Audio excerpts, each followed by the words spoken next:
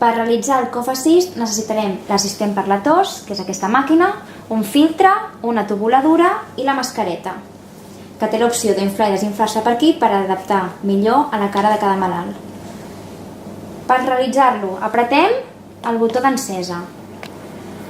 Ens fixarem que estigui en mode automàtic i també ens fixarem en les pressions pautades pel metge, que hi ha la d'aspiració, que és negativa, i la d'inspiració, que és positiva, menys 10, més 10. També hi ha un segon de pausa. La pausa és el temps entre aspiració i inspiració. Per començar, pulsarem el botó de teràpia. A l'apretar-ho ja s'activa i fa els cicles, inspiració, expiració i pausa.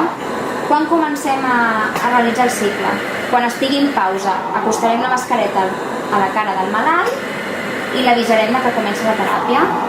Iniciem, agafa aire, aire, aire, aire i el treus, tus, pausa. Un altre cop, agafem aire, aire, aire, aire i treus, tus, descansa, aire, aire, aire, aire, aire, aire, tus i descansem.